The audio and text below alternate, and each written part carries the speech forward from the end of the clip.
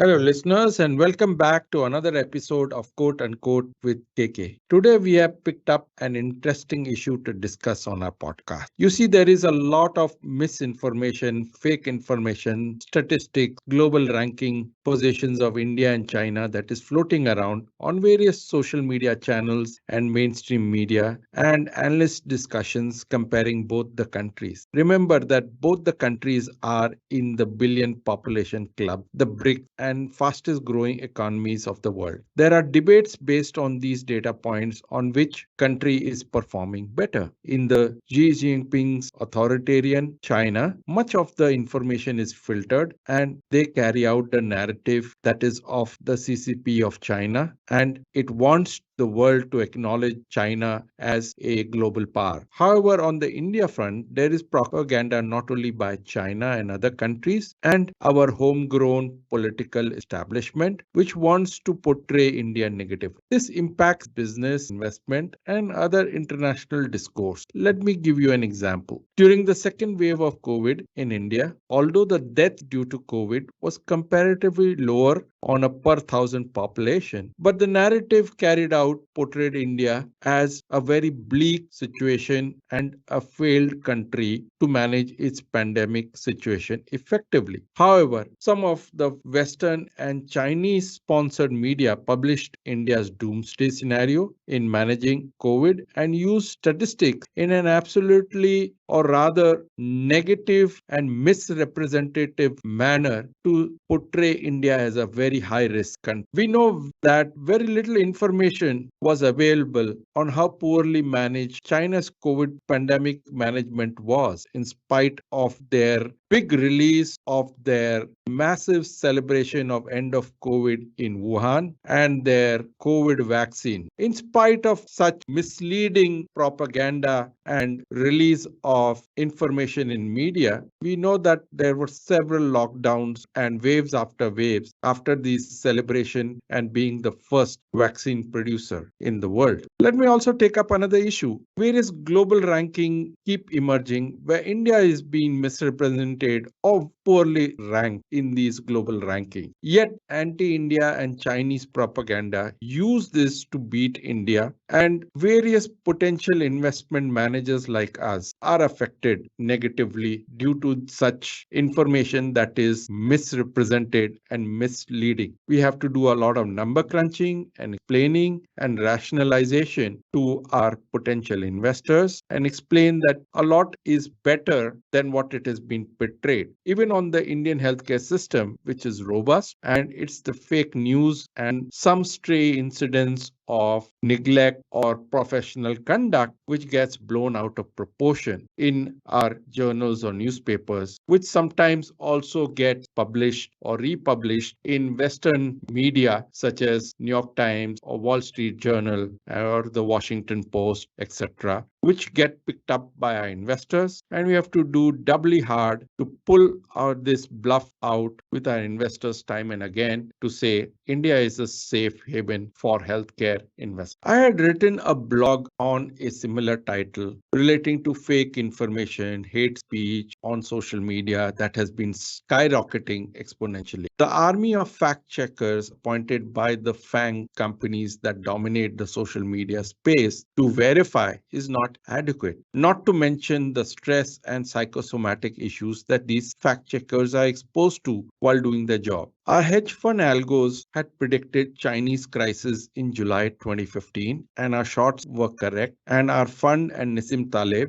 of the Black Swan fame were the only two funds that called it right in the whole world. Later on, we called out the bluff on oil shorts on Iran in 2016 and then on Brexit. Now, the same algos we trained for social listening and piloted for consumer use to call out fake news and personality negative action. This algo can do the work of an army of thousands of fact checkers, which are appointed by these fag companies in India. Yet, when we applied for a grant to the Pews Institute, it was rejected as this technology was still premature and we need to build it further for social good. They believe that manual fact checking innovation should be awarded grant. Well, I'm not blaming Pews, but there is an issue here that it will be beyond human endeavor to control control fake information, and we have to live with some of this fake information that will slip through and damage the situation beyond control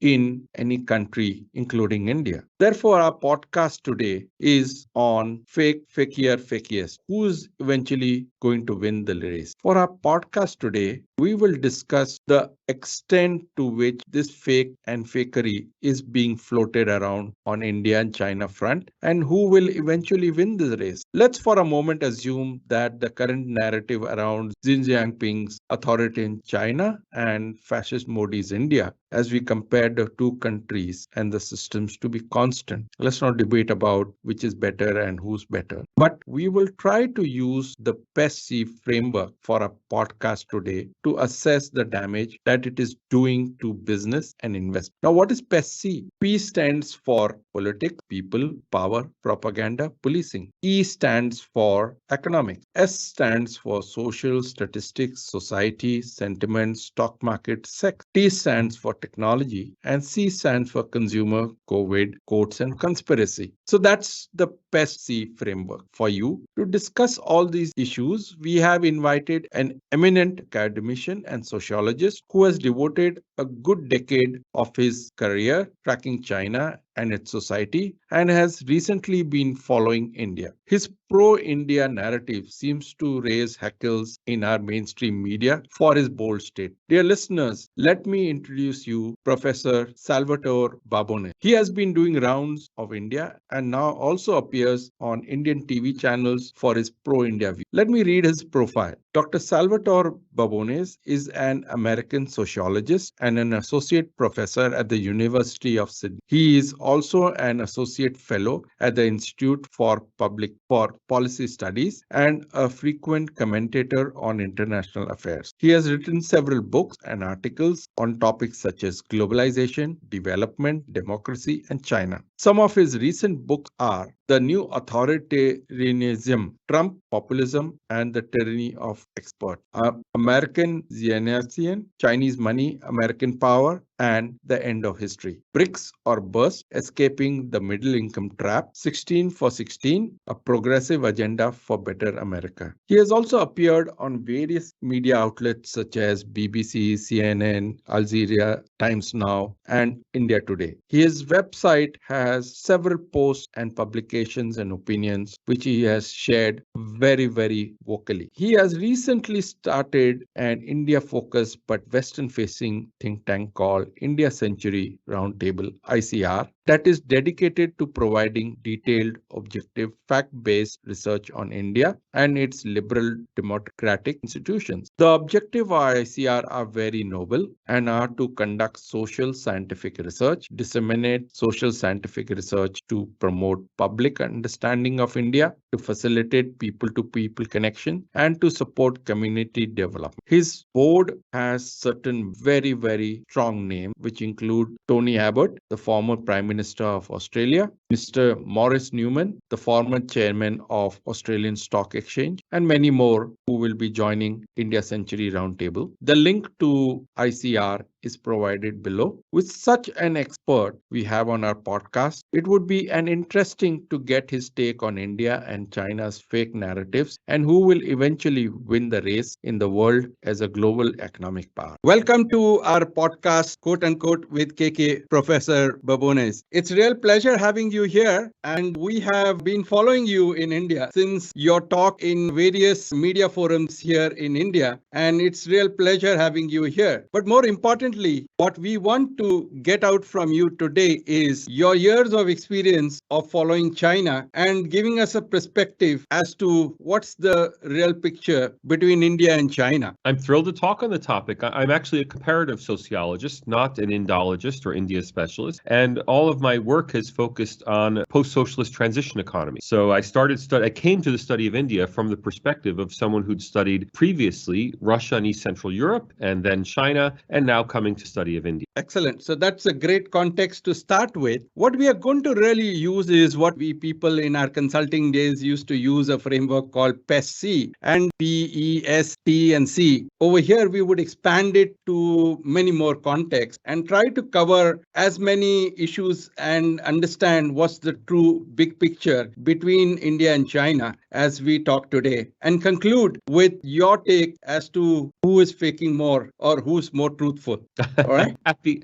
Let's go to it. All right. So let's start with economics because a large part of our audience is interested in economics and investment and business. And you see, we started our podcast in the peak of COVID in April 2020, where we called in outsiders who are experts on India or who were tracking India to give an outside-in view of India. Today, we're going to repeat that same discussion on an outside-in view about India and China from you. I would love to begin by asking you and get your perspective on two big statistics. One is China's GDP, and second is China's population. There are a lot of media on YouTube, a lot of analysts, and a lot of people talking about what's the real number there. Some say it's understated by 30%. Some state that it's closer to Japan's GDP, and similarly on population as well. I'm sure you would also have some perspective and some idea because one of the analysts actually used one of the methodologies that you have actually written about and have used to actually create analysis on China's GDP. So over to you, and let's break ice first with what's really fake on China. Experts, I think, agree that China's GDP per capita growth has been overstated by about 2% per year for the last 20 years or so. When you add all of that up, China's actual GDP is probably around 20 to 30% less than what it reports. That is, every year they've been over-reporting growth and they haven't recalibrated. They don't want to admit that they've been doing that. Now, how do we know they've been doing that? Because we have a series of models called instrumental variable models, where we, and I say we in the sense of the academic community, not me personally, but academics who make a specialty of studying China using instrumental variables, use variables that are indirectly related to GDP. For example, nighttime lights data. But for example, also things that we have hard data for. So we have hard data for mobile phone sale. We have hard data for things like app downs. We have hard data for coal ship. We have hard data for automobile sale, hard data for battery sales, right? So these are things that don't come through the Chinese National Bureau of Statistics, but instead are things that we have industry figures for. And they should all be related to GDP and GDP growth. When people run these instrumental variable models, they invariably find that China has been overstating its GDP growth for quite a long time, and the cumulative effect has come in. Now, I should make clear to our listeners, I'm not an economist, I'm a sociologist, and I tell people if you want to understand GDP growth in the next quarter, talk to an economist. You need to run serious econometric models. I myself have a master's in applied mathematics. I can read these models. I don't run them. I'm not an economist. My own perspective on China's growth comes from a structural standpoint. That is, I tell people if you want to study how an economy changes over a 40 or 50-year period, then talk to a sociologist, right? So I study China's economy, not China's annual economic growth. But the economists are pretty certain China has not grown anything like as much as they say they have. Great. And what about the population of China? There are again doubts whether it's the most populated country of the world. We don't know as well. We don't know the population of China, but we also don't know the population of India. Let's face it, there was no 2021 census in India, and so everything's a guess. Because of the pandemic. Understandably, but we are always uncertain about population figures. All population figures are estimates. Even a census doesn't capture everybody, and every census has to estimate who has not been captured in that census. We don't go around literally putting a mark on everybody's head until we get everybody. Census figures suggest, population estimates suggest that India overtook China this year in total population. This really doesn't matter very much, whether it's this year, next year, 2024. India's population is growing. China's population from here on out will be contracting. China's population has only been kept growing the last 10 years because of its cycle of of baby boom and bust, which is to say, when we talk about the baby boom, most people are immersed in a US-centric world where the baby boom happened between 1940 and 1960. But that wasn't China's baby. China suffered the collapse, suffered civil war. Then after the end of the Civil War, it had the Great Famine, collectivization and the Great Famine. So China's baby boom really didn't happen until after the Great Famine. That is, it was early 1960s through 1978 or so. As a result, China's baby boomers, their people born between 1963 and 78, had been still having children until quite recent.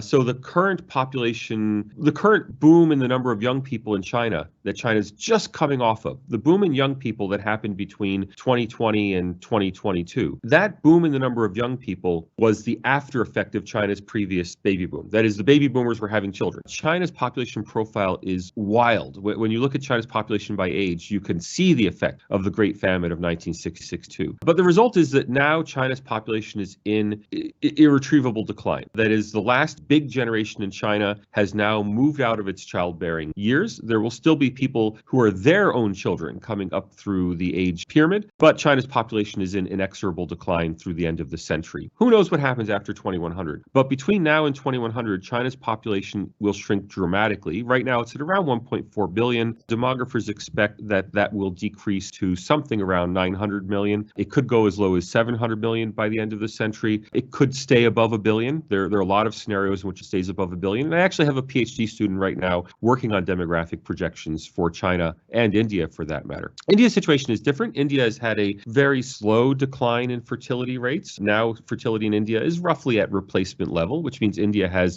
very healthy demographics. There's been a transition from a high population growth scenario in India to a very modest population growth going forward. And eventually that will reverse. Probably mid-century, India's population start to shrink, but it'll shrink very slowly. So India faces none of the demographic headwinds that China faces. I'm an investor in healthcare and I study demographics, age, and epidemiology in great detail. And obviously, we rely on data to be able to create our own models. And one of the things, obviously, the census in India has not been conducted because of the pandemic, and we expect that it will only happen next year after the elections are over. What we have been relying on is on periodic levels, periodic timeframes. Various household surveys have been carried out and extrapolated onto the overall population as well. And somewhere we find that these surveys are not rightly sampled. And there is, again, like China, a very gross misrepresentation of India in some of those sample surveys, household sample surveys as well. How do you believe that India is not faking, just like China, about its people, about its GDP, about its growth, and many other social and economic indicators? Well, first, there's a big difference between misinformation and disinformation. China's GDP figures are clearly disinformation. The Chinese government has an agenda and it sticks to it. I saw that directly in doing work on fertility rates in China. Before, in the mid-2010s, I was calculating fertility rates based on actual birth statistics reported by the Chinese National Bureau of Statistics. And the fertility rate implied by their own birth series was 1.1 children per woman, yet they were reporting a fertility rate of 1.7. Now, their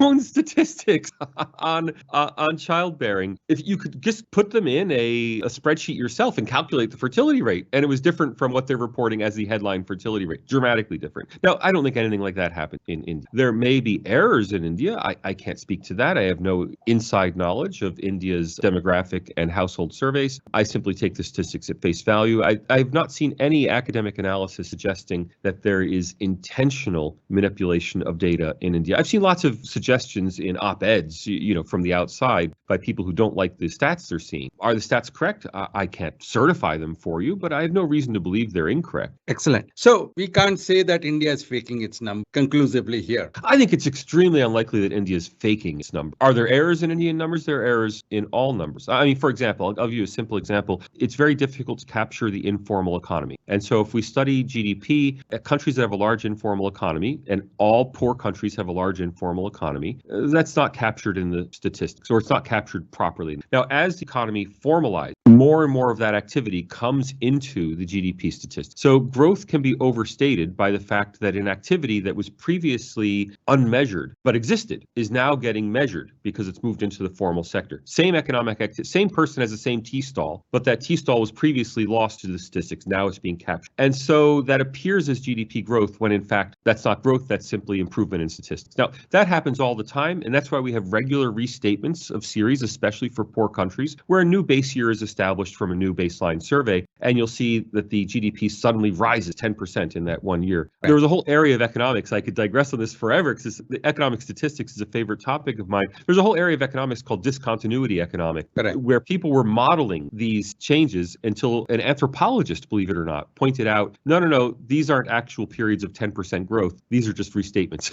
of the data. So this sort of thing happens in India. I'm sure it happens everywhere, but that's not intentional misrepresentation. That's simply an artifact of the fact that we can't perfectly capture economic activity. So if China is over-projecting its growth and its economic indicators of their economy by 30%, how is the society in China? Are they 30% poorer, or are they 30% worse off, or than what China portrays in terms of iPhone and all these gadgets and all those stuff that comes out in the media? Or how's the society which has changed, say, from the 70s, where India was a very poor nation? I'm of that generation, to what I've seen as a transition in our society to Chinese society, which seems to affect their numbers. Are they really feeling rich? Are they feeling poorer? Well, what is it? Well, even if we make a correction for the overstatement in China's GDP statistics, China still has a GDP per capita of probably around $8,000 a year. That's still 3.5 times India's GDP per capita. It's still a relatively wealthier country than India, that's for sure. But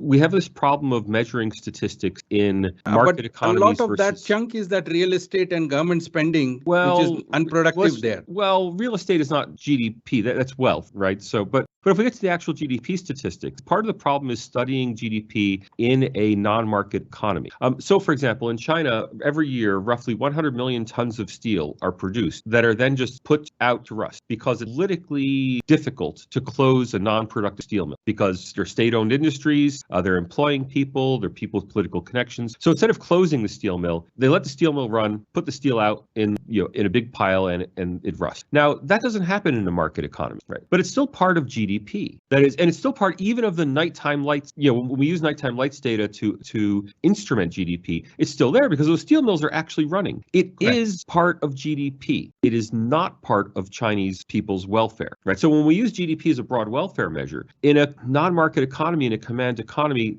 it doesn't really correspond. I mean, the whole idea that we can use GDP as a welfare measure is premised on the idea that no one would be wasting resources, right? In a market economy, resources are efficiently allocated through a market mechanism. And so we can equate economic productivity with popular welfare. The two must be the same thing because people will only buy something if they value it at that level. In China, state-owned companies buy things all the time that they don't actually value. So we have this problem that even though China's GDP is, let's say, 4 times India's, that doesn't mean that China's welfare level are 4 times India's. Now, that's something impossible to measure. This is a unique challenge of socialist and post-socialist economies. That's why economists haven't generally studied it. Almost the entire economics profession focuses on studying on the assumption that an economy is a market economy. That is, the economics profession has grown up in the US and other market economies, and the assumptions behind it are that they're studying market economies. They don't transition well to studying non-market economies. That's why, for example, Paul Samuelson, the late Nobel Prize-winning economist, he thought the Soviet Union would overtake the United States by 1990. And he predicted this repeatedly in the 1970s. Soviet Union will overtake the United States because he assumed that with their very high levels of investment, that high levels of investment would lead future productivity. He didn't account for the fact that in a planned economy, there's misallocation of investment. Hey, China is still a planned economy. There's enormous misallocation of investment in China. You may remember the articles from 3 or 4 years ago that China was going to completely overtake America in semiconductors because the Chinese Communist Party was redirecting $100 billion a year to subsidizing semiconductor industry. That $100 billion may as well have evaporated. It did not produce any actual Chinese semiconductor champions. Now, if you had invested $100 billion in the Netherlands or in the United States or even in India in semiconductors, you would have got a lot of bang for that because it would have been invested on a market base would have been invested in investments that actually pay a return. And if they didn't pay a return, the investment wouldn't be made. In a planned economy like China's, all bets are off. So so China's GDP may be $8,000, $8,500 a year. Its welfare levels are lower. How much lower? I can't put a number on it. I know theoretically that they're lower. I think it's almost impossible to make an estimate of how much lower they really are. I wanted to pick up a few other sociological and societal issues between India and China, since you are an expert, and I understand the way you are talking so passionately with your research and with your understanding. Post-COVID, a lot of decoupling with China has happened, and I guess that has benefited India and many of the other countries. How is the mood in China on the employment scene? There's not much coming out, but Foxconn, which is one of the largest assemblers of Apple in China, has now decided to shut down operations there and move out of China. And there are many other, large multinationals who are moving out of China to Vietnam and many other countries. What is the fear there? How is the government actually bracing up for employment? And we saw some news that the unemployment is the highest in the history of China. And there were some riots as well during the forced lockdown or whatever that China had. How do you view this in Chinese society? We are seeing a lot happening on the other neighbor of ours, Pakistan, where I guess is going to be a failed state. So let's wait for Pakistan, because we have two issues. I don't want to talk about Pakistan. It's not. No, I'm happy to talk about it. But we already coupling and unemployment. So let's start with decoupling. Decoupling has been highly visible, but in quantitative terms, it's been much less than people believe. This will shock your listeners. If I'm going to say one thing today that's going to shock your listeners, this is it. The U.S. and Chinese economies never particularly became interdependent. And you can say, Salvatore, that's crazy. How could you say that? But if you look at U.S. imports and the structure of U.S. imports around the world, U.S. imports from China simply went from zero during the high communist era, during the Maoist, to being commensurate with China's population. That is, the proportion of U.S. imports that come from China is almost exactly the same as the proportion of the world's population outside the U.S. that's in China. So China didn't become highly interdependent with the U.S. economy. China just went to being ordinarily independent with the U.S. economy. That is, it simply returned to equilibrium. If you were to randomly allocate imports from the world into the U.S., just at random, China's proportion would be exactly what it is today, give or take, a few $billion. Seen in that light, there's been very little decoupling, in that all that's happened is that the process of coupling has ended. Chinese exports to the U.S. have more or less stabilized. They still go up and down, but they're more or less stable. They're in the same ballpark. And as a result, there's the level of new investment into China and the level of new purchasing from China that has leveled off. Right now, when that happens, instead of an environment where investment is always going one way to China and exports are always coming one way from China, we end up in an environment that we're at equilibrium. Yes, some things are going one way, some things are going the other way. And so what we're seeing very visibly, Apple's diversifying out of China, that hits the newspapers as decoupling. In fact, that simply represents an equilibrium level where, of course, in every year, some investments are going in, some investments are coming out. We see the investments coming out because it hasn't happened before. For the last 30 years, we've had this one-way process of China returning to equilibrium from a highly perverse situation in 1980. So what we're seeing now is not decoupling, quote unquote. What we're seeing now is just an ordinary economic relationship between two large countries. And in any ordinary economic relationship, investment sometimes goes in, investment sometimes goes out, and it's roughly balanced. That is, the flows in each direction are balanced. And so if you were to look at U.S. investment and trade with Europe, you would see the same phenomenon. You could point to American companies that are moving production out of Europe, and you could point to other American companies that are moving production into Europe. The two would roughly balance each other. But with China, we're so focused on this narrative of decoupling that we see the investments coming out of China. We don't see the investments that are still going into China, with the result that we believe there's a process going on when really all that has happened, and I can't stress this enough, all that has happened is that the U.S.-China trade and investment relationship has stabilized. Now, I haven't studied Europe-China, so I don't know but I assume the same thing's happening with Europe-China. I don't know that for Europe-China. I can guarantee you that's what's happened with U.S.-China. All right, so that's decoupling. The other issue is unemployment. Go ahead. Sorry. China has very high unemployment, high and rising unemployment among educated youth. It's become a serious problem. And in that, China has again simply returned to normal. The whole framework within which you should understand China's growth is return to normal. In 1980, China had an extremely abnormal economy. Over the last 40 years, it has become a normal middle-income country. Now, to become a normal middle-income country, all that China had to do was kill Mao. For Mao to die, stop destroying your economy, and the economy would bounce back to a normal middle-income level. Note that China has not grown beyond global mean income. It has simply grown to global median income. It's simply grown to global median. So China's entire growth story the last 40 years has been bounce back. I wrote about that in 2011. We can get to that article a little bit. But youth unemployment, again, is simply returning to what an ordinary middle-income country has. So if you go to Latin America and you look at unemployment rates among university graduates, you'll find they're very high in places like Brazil, Argentina, Mexico. That is, middle-income countries, every single one of them, as far as I know, certainly the vast majority of them, overeducate their youth. That is, there's a lot of demand among the youth for developed country-style, high-skill jobs, yet there's not enough high-skilled employment to employ them. And that situation of having too many, overeducating the elite youth, that's a problem all over the world for middle-income countries. And China is now experiencing that same problem. I mean, as long as China was growing at 8% per year in order to return to this equilibrium level of being a middle-income country, same as it was 200 years ago, it was a middle-income country. China was destroyed by the Opium Wars, by the Taiping Rebellion, by colonialism, Second Opium War, I could go on and on, the World War II, Japanese colonialism, Civil War, Maoism. China simply has bounced back from that and become an ordinary middle-income country. That youth unemployment is absolutely typical of the middle-income sphere of the world. As long as China was rapidly bouncing back to middle-income status, there were jobs galore for everybody who had skills. Now that the Chinese economy has stabilized at this middle-income level, well, it has the same problems that Brazil and Argentina have. I wanted to pick up a statistic from one of my previous podcasts. Gallup CEO wrote a book called The Blind Spot and the Rising Unhappiness Around the World and how leaders, both political and corporate leaders, missed it. Now, in that, there's a stat that was quoted that around 81,396 hours is what a typical Westerner Caucasian spends in his life working. And in that context, India was above 105,000 hours in his lifetime, in his or her lifetime. And there was no stats on China, but some surrogate data that we found was that China was overworking its population and people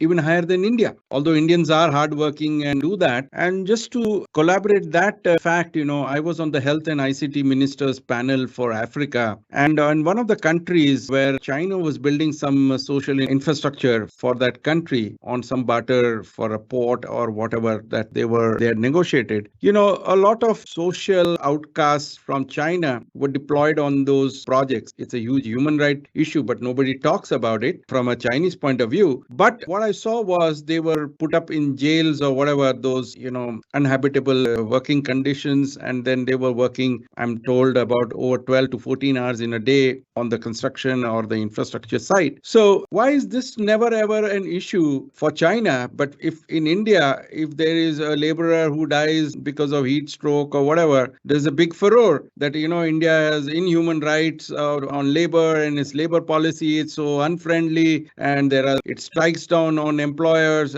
But nothing goes against China in whatever way it uses its youth and its educated people and its social outcasts in deployment in various economic activity. First, a high number of working hours is typical of developing countries. In most developing countries, there's a 6-day work week. Of course, in India, there's until very recently been a 6-day work week. And if you even think about Western countries, the entire idea that in the Christian calendar, Sunday is the day of rest, quote unquote, is a memory of the fact that there used to be a 6-day work week in Western countries as well. As countries became richer, that 6-day work week was scaled back to a 5-day work week. As countries became richer, that 5-day, 10 hours a day was scaled back to 5 days, 8 hours a day, the 40-hour week. And now in countries like the US and Australia, the standard work week is generally, in Australia, is that generally 37.5 hours. That is, it's 7.5 hours a day. In the US, I think it's still more like 8 hours a day. That process is just a process developed. So I wouldn't worry or take seriously the idea that Indians are working themselves too much by working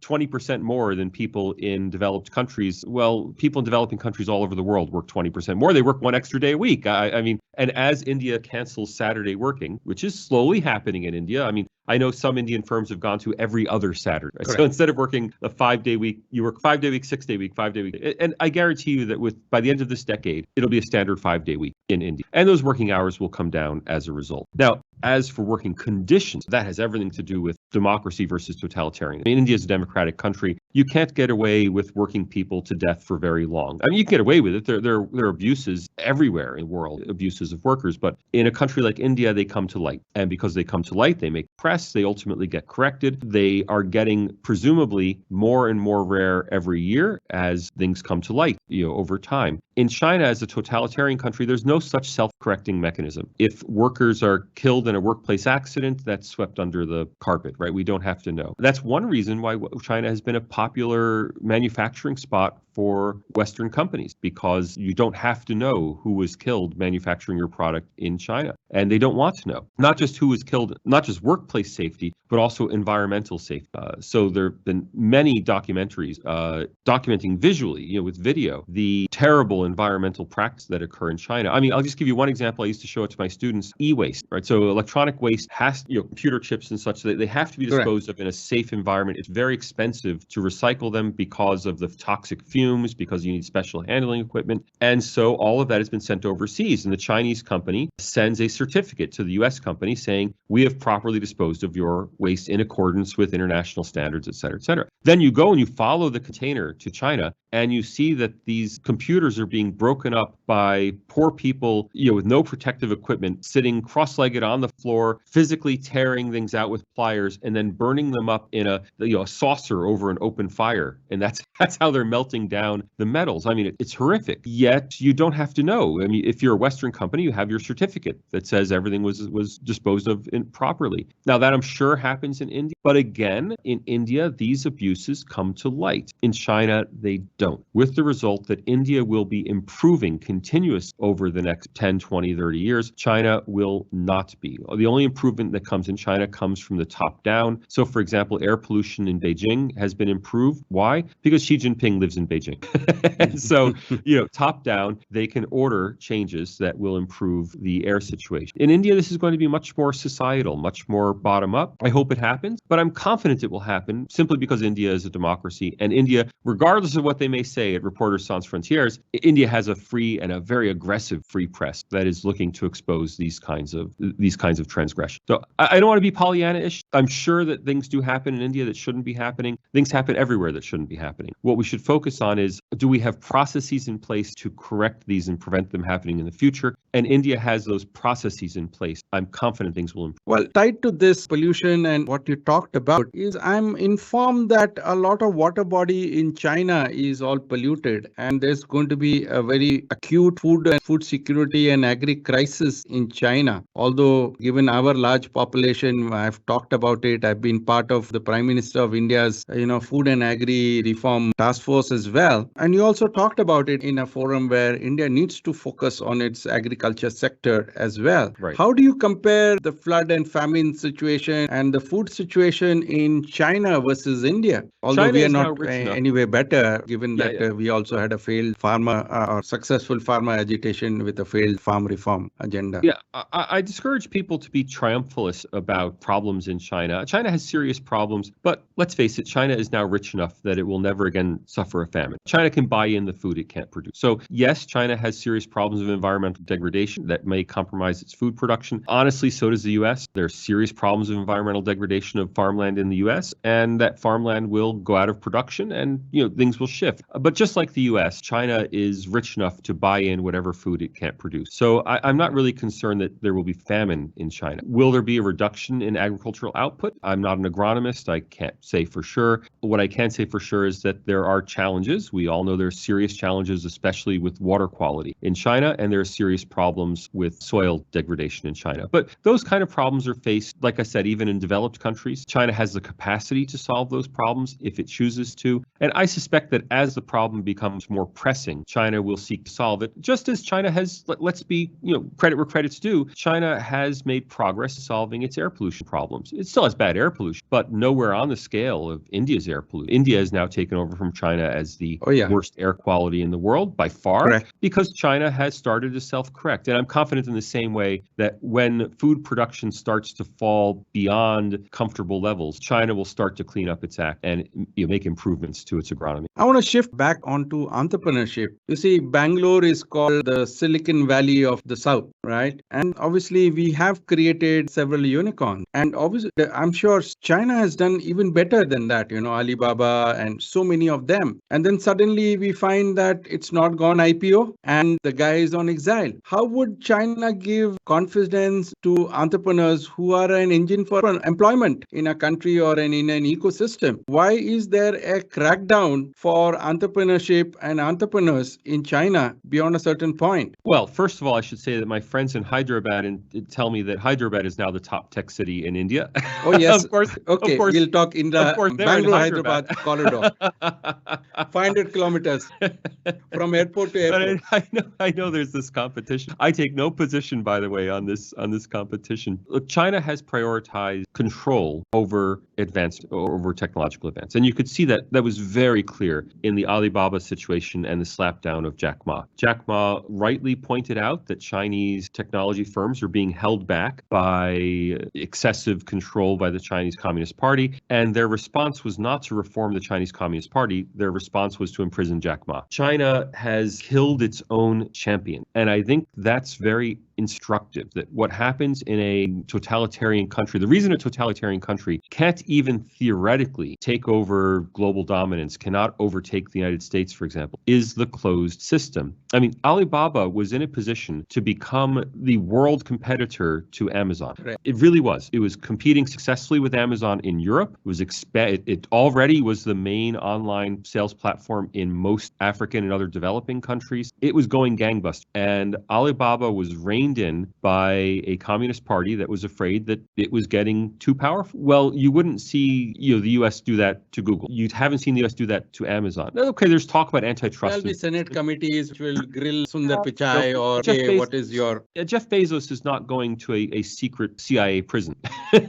Now, there are arguments for antitrust action improving the efficiency of an economy, and it is possible that breaking up a company like Google or Amazon, separating YouTube from Google, separating Amazon Web Services from Amazon Marketplace, that these things may actually improve economic efficiency. But if these things are done, they'll be done after a due deliberative process and with care not to destroy value, but to create value. That is the reason for breaking up the company, is that if it can be shown that these companies are suppressing competition, are preventing economic efficiency, then they get broken. In China, it's the opposite. Their most efficient, most productive companies face this extraordinary government scrutiny. And whether that's Alibaba being kind of the poster child for this, or Tencent, China was leading the world in games development. And let me just use the technical word for it. And many others. Let me use the technical word. Some old fart in the Communist Party, likely Xi Jinping himself, simply said, why are all those young people spending all that time on games? And they destroyed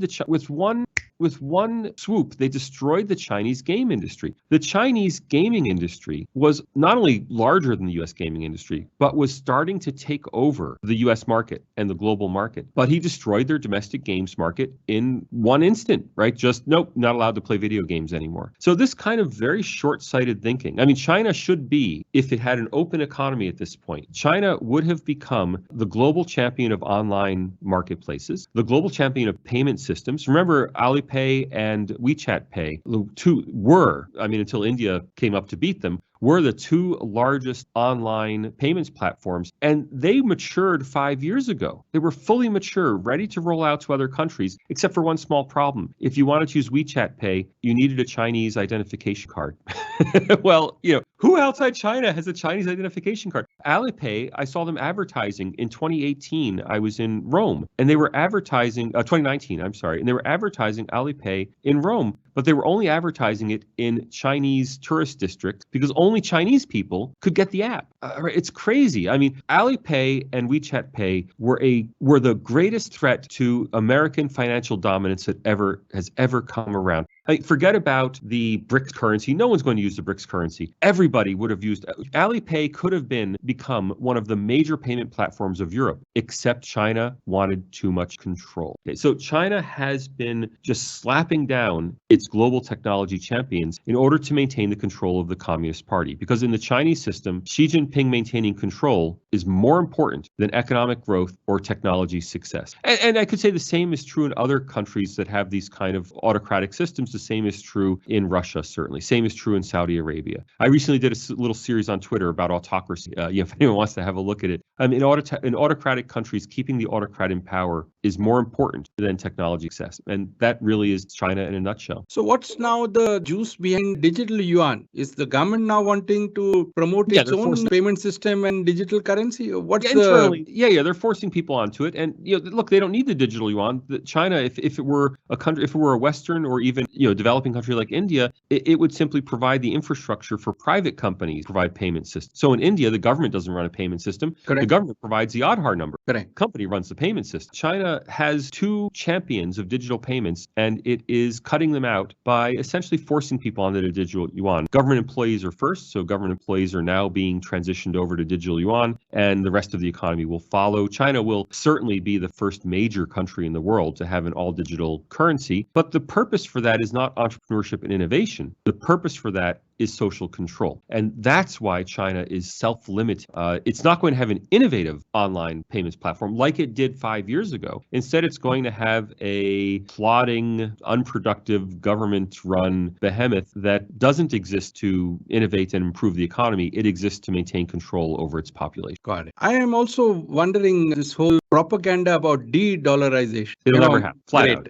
Yeah, not this century. Is it a Chinese propaganda? Because I keep hearing a lot of people and influencers who keep saying that so-and-so from China approached him and offered him so many dollars to talk about de-dollarization, hashtag de-dollarization. I have been hearing about de-dollarization since I was in college in the late 1980s. Of course, then it was the yen that was going to replace the dollar. Then it was the euro that was going to replace the dollar. Now it's the yuan that's going to replace the dollar. All of this is wishful thinking. And it's wishful thinking for structural social network reasons, not for economic reasons. I encourage your listeners to think to London and the gold economy. Under the gold standard, London was the center of the world economy. Now, I have a former PhD student who wrote a thesis about this. Arguably, it was based on Britain's control of India and Indian gold. That's a historical issue. But it was certain that London was the center of the currency markets under the gold system in the 19th century and early 20th century. Where is the gold market today? London. Where is the international currency market today? London. What currency are all other currencies benchmarked to in the currency market? The pound. That is, the pound takes precedence over the dollar in the hierarchy of how you quote currency. The only currency that you quote dollars in instead of the other way around is pound. These things are very sticky, these kinds of networks. Now, Britain has not been a global financial superpower and a global economic superpower for 100 years now. Britain has not been the dominant economy in the world. More than 100 years. I mean, since the U.S. overtook the United Kingdom in terms of sheer size of economy, probably in the 1890s. So this is ancient history, yet the currency markets are still based in London. That's the same with the stickiness of the dollar. Even when some other country overtakes the U.S., and that when is a long way out. I mean, China still does not have a GDP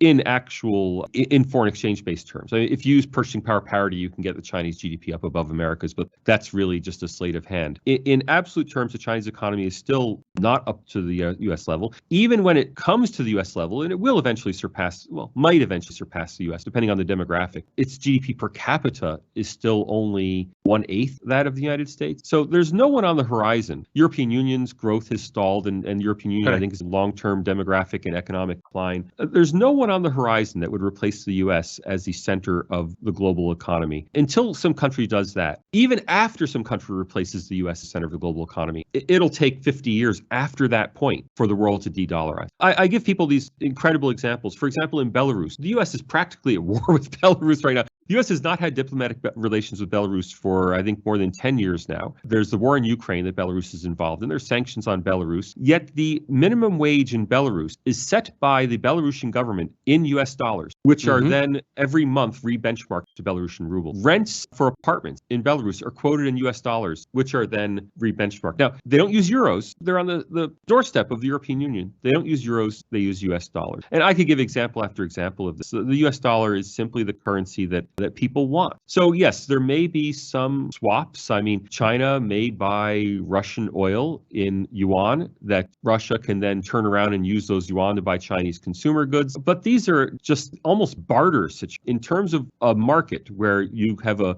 currency that's fungible, that can be used for anything, that's not restricted to one product. The US dollar is the only game in town. Look, when Facebook, I'll give one more anecdote. When Facebook wanted to have a currency to match an online payments platform to match WeChat, they wanted to create the Facebook Libra, and they had 80 banks behind it. MasterCard and Visa were behind it, and the Libra fell flat. And the reason the Libra fell flat was instead of having one Libra equals one US dollar, they wanted to be politically correct and benchmark it to a basket of currency. And no one wanted the currency risk of using a Facebook Libra that was linked to a basket of currencies. They wanted a Facebook Libra that was $1. And now that they're reimagining the Facebook payments platform, it's being reimagined as a US dollar platform. I want to talk about cronies and capitalism, both on India and Chinese side. So, in 2012, I was on one of our partners' annual meeting in New York, and there was a joke going around that the Chinese had 3 sets of books.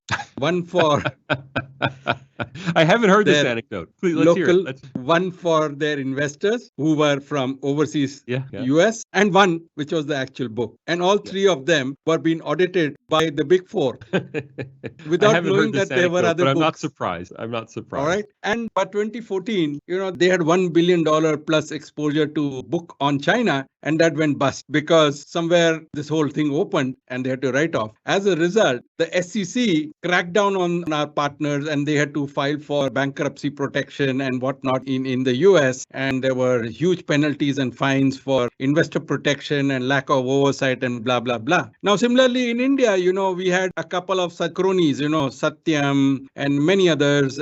But nobody even talked about it on this 1 billion write-off in the press or in the New York Times or whatever. But we have had such cronies in India, and a lot has been written. I was part of the cleanup story also of Satyam, where the auditors, PricewaterhouseCoopers and all. But the investors in India, US investors and international investors would say, hey, PricewaterhouseCoopers is banned. Their audited numbers, we wouldn't rely. But the same PricewaterhouseCoopers may have done so much, but they just didn't even come out in the media or there was anything even talked about, both in the US or in the Chinese media. So how do you see the ease of doing business, or this is the ease of not doing business in both these countries? Yeah, there is an active suppression campaign for bad news coming out of China. For any kind of scandal coming out of China, there's an active suppression campaign that involves not only the Chinese government, but major US companies that want to avoid congressional pressure to disinvest from China. Of course, the US press, many of which carry supplements from the China Daily and don't want to lose their supplements, so they're being directly subsidized by the Chinese Communist Party. I mean, it's not called a subsidy; it's called selling advertising space, but that's a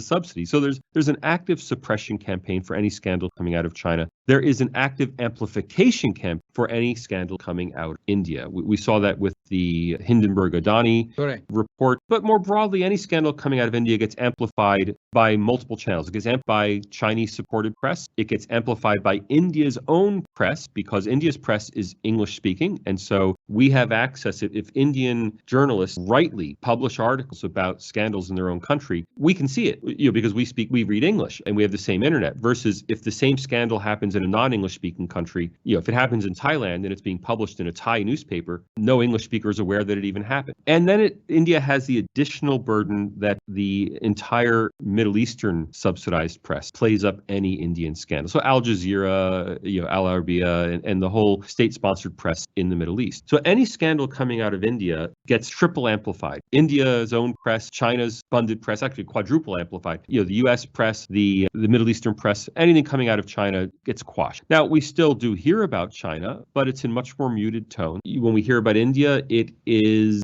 volume up to max. That's a structural fact that India is just going to have to deal with. There's no way around it. These are not factors that can be changed. It's just the reality of life. I would never tell an Indian news reporter or an Indian editor, don't report on a scandal in India because it's being amplified by Al Jazeera. Of course, Indian reporters should report on scandals in India. It's just an unfortunate fact that once they do, it's going to be picked up and amplified in the Middle East. It's going to be picked up and amplified by China-funded channels in the United States. That's India's structural burden it has to bear. You see, we had a chat on the Indo-US relationship podcast as well, and we as investment managers sitting and representing a lot of hedge funds, pension funds from US and various other parts of the world have to bear the brunt and explaining what is the real picture, because there's so much of fake and untruth statements that are there which are not even validated, and you can't even know where this is coming from sometimes. So what would you tell investment managers if they were listening to this podcast, how Indian managers are clean and better off than the Chinese who run 3 sets of books? I would say support the Indian Century Roundtable. I have founded a think tank here in Sydney called the Indian Century Roundtable with a lot of support from the high end of business here in Australia to focus on presenting an accurate narrative about India. We simply don't have in the West anyone presenting an unbiased, fact-based narrative about India, and I think that's a massive opportunity for us here in Australia to do it. And any of your listeners who want to support my effort, please,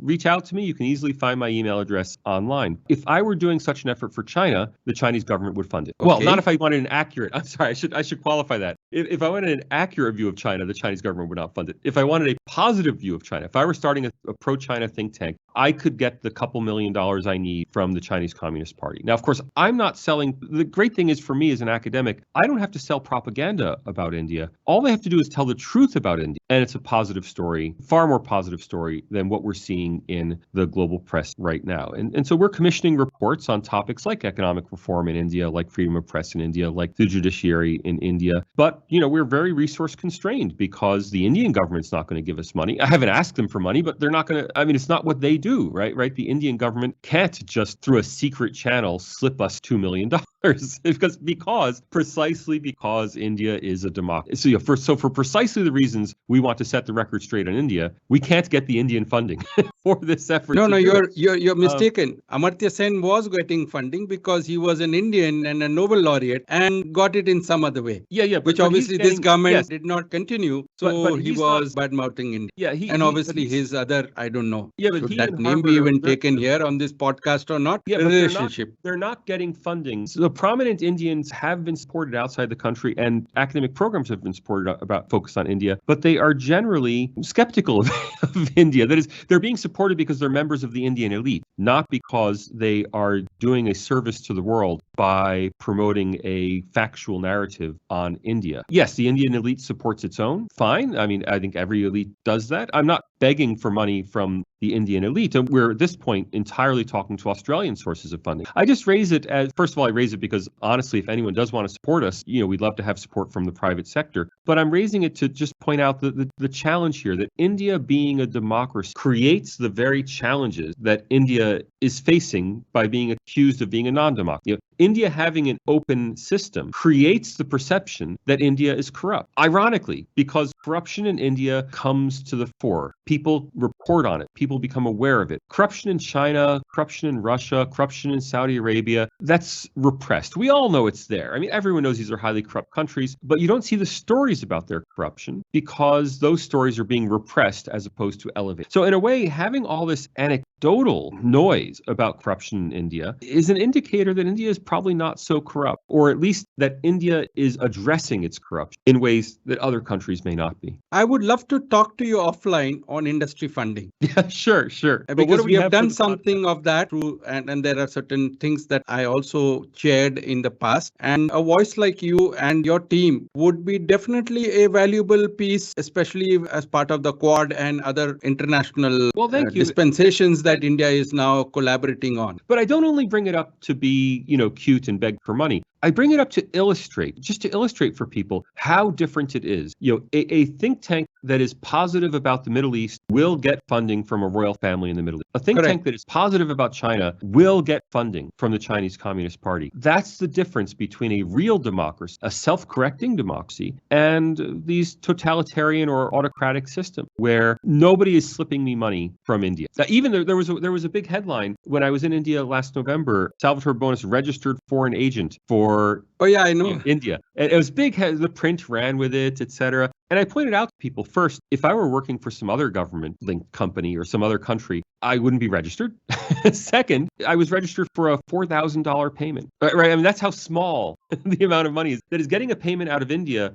I'm getting $4,000 for consulting services, and it's all above board, and it's reported not only to the Australian authorities, but to the U.S. authorities, because I'm a U.S. citizen. People are taking hundreds of thousands of dollars to China under the table, and no one ever sees it. That's the difference between the scandal, quote unquote, that happens in an open society and the under the carpet, no one knows about it, that happens with places like, China and Saudi. I worked in Saudi and I can empathize with a lot on what happens with the royal family. I've worked closely with a couple of the princes of certain provinces also there. So I can tell you about Saudi Arabia and Bahrain and several other countries in the GCC, offline though. Sure. I want to take up a rapid fire before we conclude as to who's faking it more, India or China, or the political narrative. I don't see any faking coming out of India. There's public relations coming out of India. Of course, everyone wants to be seen in a good light. But there's no, if there's any faking coming out of India, it's the negative stories on India, which are being promulgated mainly by Al Jazeera, Middle Eastern-based media, Pakistan-supported media, China-supported media. The good news stories out of India that are being promoted by the government are, by and large, as far as I can tell, correct. I mean, there may be modest exaggeration.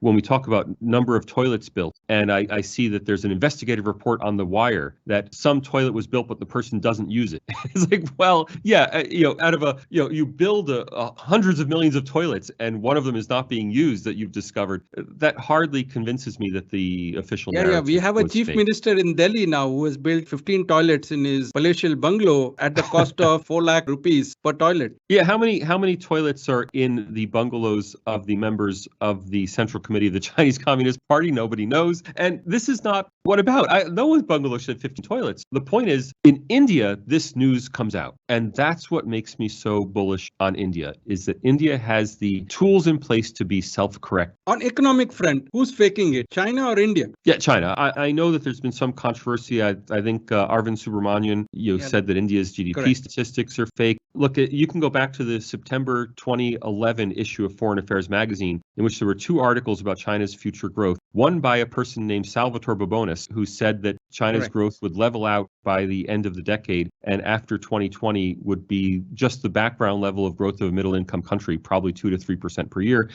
coupled with an article by one Arvind Subramanian, who said that China would overtake Europe in GDP per capita by 2030 and overtake America in GDP per capita by 2040. And I think we know how that turned out. Look, I can't guarantee India's economic statistics. All I can say is that everything seems clean, open, and above board with India's economic statistics. Every country's economic statistics have flaws that we could criticize. I haven't seen any credible estimates that question the reality of India's economic numbers. What about the societal transformation? I don't know if there's too much about, written about our lynching and Islamophobia and now gender neutrality. We were a motherland. I don't know what we want to be. Itland? I don't know. Look, there are problems. And what is China? She land, he land, Itland, they land, what land? There are problems, but they're dramatically overstated. So on gender issues, for example, homosexuality is essentially illegal in China. It's kind of a don't ask, don't tell policy, but you certainly can't publicly admit to homosexuality in China. Transgender identity simply doesn't exist in China. It's not allowed. In India, there's always been a large transgender community in India. I'm sure that there are some hate crimes against homosexuals in India, just as there are in the United States. I'm sorry to say, homophobia exists everywhere. The question is it official homophobia? And so this question about, India is probably the poorest country in the world that is seriously discussing the issue of gay marriage. Now, you don't have gay marriage in India, but gay marriage only came to the Western countries 5 to 10 years ago. The most advanced developed countries in the world only got gay marriage in the last 10 years. So is India going to be 10 years behind on that or 20 years behind? I don't know the answer to that, but gay marriage will come to India. probably in this decade. It's going to happen at some point. And it's going to happen, I stress this, well in advance of when it happens in other countries that are anywhere similar to India's levels of income. Now, Islamophobia, there are incidents of Islamophobia in India. It's a real phenomenon. But we actually have very good survey data on this. We have survey data from the Pew Research Center in the United States, did a massive survey, nationally representative, 29,999 houses, one short of 30,000 households in India. But more importantly, with a response rate of 85%, which means that we can trust these numbers because extremely high response rate on this survey. India's Muslims themselves report, 98% of them, that they are free to practice their religion. 95% say they're very free to practice their religion in India. 99% of India's Muslims say they're proud to be Indian. 24% of India's Muslims report having experienced discrimination due to religion. Now, that's an unfortunate figure, but we have to put these numbers in comparative perspective. That's ever in their life have experienced discrimination, 24%. Let's compare that to Hindus in India. 22% of them say they've experienced discrimination. More importantly, let's compare it to African Americans, 80% of whom say they've experienced discrimination. Even Asian Americans, I think the number is 44 or 45% of Asian Americans say they have faced discrimination, which means that the reports of discrimination by Indians going to the U.S. are higher than Indians who stay in India, than Muslims in India. So it's a very low number. I mean, 24% may sound like a lot of people, but in comparative perspective, how people answer, same question being asked in the U.S., it's a very low number. So when I go to the systematic data, as a sociologist, I'm convinced that levels of discrimination against Muslims in India are very low. Very low is still too high. There should be no discrimination against Muslims, but it's been dramatically overplayed in the media. I mean, if we didn't have systematic survey data, I would absolutely have believed the media narrative about Muslims in India. But we have the survey data. And if actual ordinary Muslims in India are telling me they don't face discrimination, I'm going to believe them, not believe the article, the op-ed in the newspaper. Which is an happier society, India or China? The blind spot actually has saying that it's declining since Modi took power. And we have had 2 podcasts with the Gallup team and the leadership.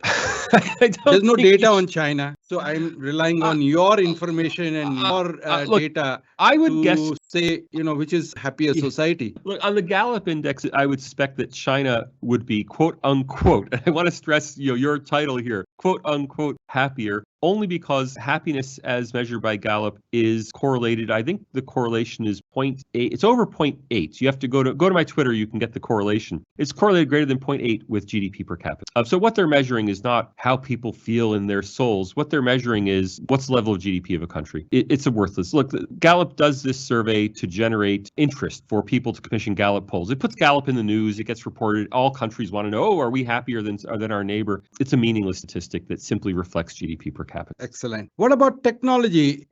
Technology has been used by China to create various false positive, false negative, and a lot of other things through whatever channels that they have been operating. And obviously, there is also a rumor that Twitter was also funded by Chinese because 2 major democracies of the world are going for elections next year. So who's actually leveraging technology more for their narrative and propaganda? I don't think either country is leveraging technology for propaganda in the direct sense you mentioned. I will say, though, that India is technologically much more sophisticated today than China was when it had a GDP per capita of $2,200. So India, India is winning the technology race. Now, India is still at this point very far behind China, but I have every reason to believe that India's technology will continue to improve. That is, India's tech champions will continue to rise up the value chain, while China's tech champions have been stuck at a level where, they're frankly no longer progressing. So I think India is likely to win the technology race in the long term, even in the medium term. That is over a period of, say, 2 decades. That is, once India's GDP per capita reaches Chinese GDP per capita, which will probably be in the 2040s, at that point, India's level of technology and technological sophistication will probably be far advanced China's. But that's all, ceteris paribus reasoning.